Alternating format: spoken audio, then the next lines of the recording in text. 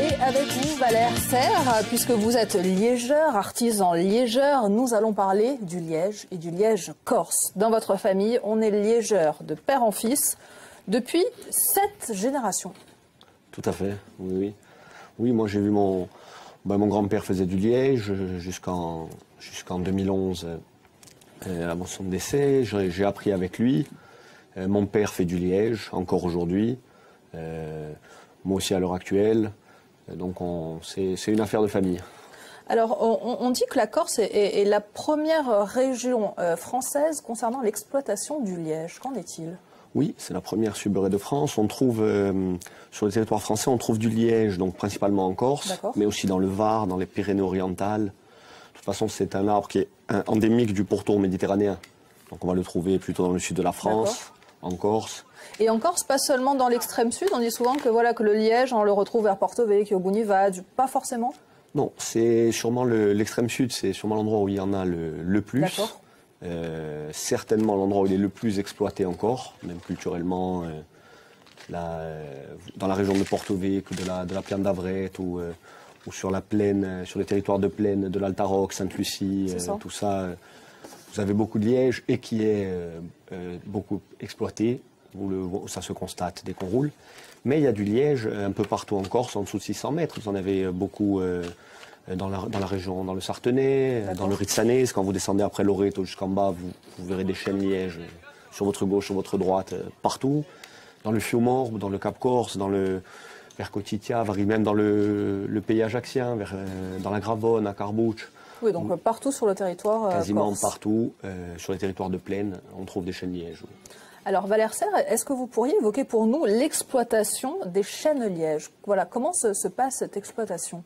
Alors, c'est facile.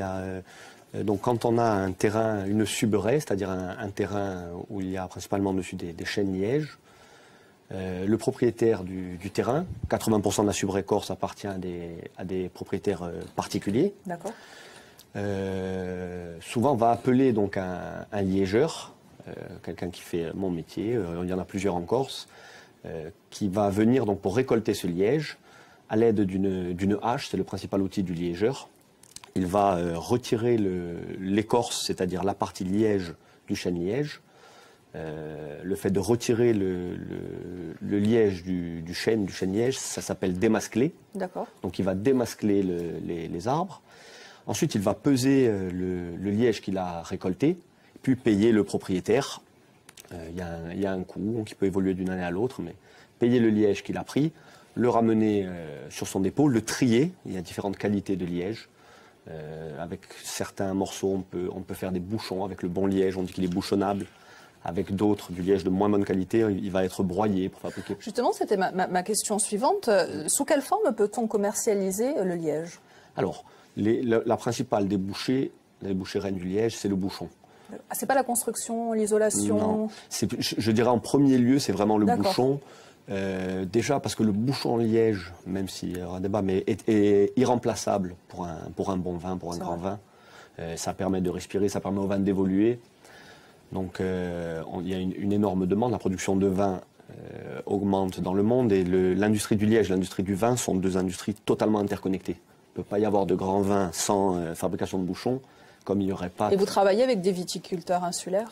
Alors c'est plutôt parce que nous, en tant qu'exploitants forestiers, c'est-à-dire personnes qui récoltons du liège, on n'est pas industriel du liège, on ne fabrique pas de bouchons. Vous revendez votre matière première? Exactement, à des industriels. Il n'y a plus d'industrie de liège en Corse, il y en a eu, actuellement il n'y en a plus. Donc principalement ça va aller en Sardaigne ou au Portugal. Et la débouchée reine, donc c'est le bouchon, d'autant plus que le bouchon on peut le faire qu'avec du très bon liège. D'accord. Donc c'est ce qui a le plus de valeur, la plus grande valeur ajoutée.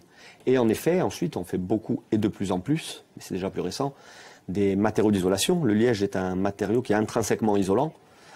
Donc le mauvais liège peut être broyé et puis recondensé en panneaux, sans même ajouter de la colle. On reste vraiment dans un truc écologique, parce qu'il y a de la résine naturellement dans le liège. Et on peut fabriquer des panneaux juste en broyant et en recompressant. D'accord. Voilà. J'ai une dernière question. Valère Serre, vous êtes liégeur, mais également artisan liégeur, puisque vous transformez le liège en objet de décoration ou même en chaussures et souliers. Alors, les chaussures, c'est pas moi qui les fabrique. Je travaille avec un autre artisan. On est plusieurs à travailler le liège. Mais moi-même, oui, je transforme et on fabrique beaucoup d'objets, beaucoup à partir du liège brut. C'est mon père qui est à l'origine de cette démarche. Lui, c'est l'été, il démasque et ensuite tout l'hiver, il fabrique dans son atelier. Et donc, il m'a appris pas mal de choses sur ça. Et on fabrique, alors il y a vraiment les objets traditionnels, je dirais, que tous les Corses connaissent, que la plupart ont à la maison, la coupe en liège. Le fruit. Voilà, pour mettre les fruits où ils vont mieux être conservés que dans du plastique. Bien sûr. Mais on peut vraiment fabriquer beaucoup de choses. On peut faire mon père fabrique des crèches en liège. On a des... Oui, tout un tas d'objets, de déco, et utiles finalement. Tout à fait utiles et... les objets du quotidien. Et éco-durables. Et éco-durables. Exactement. Merci Valère Serre d'être venu jusqu'à nous pour évoquer le liège.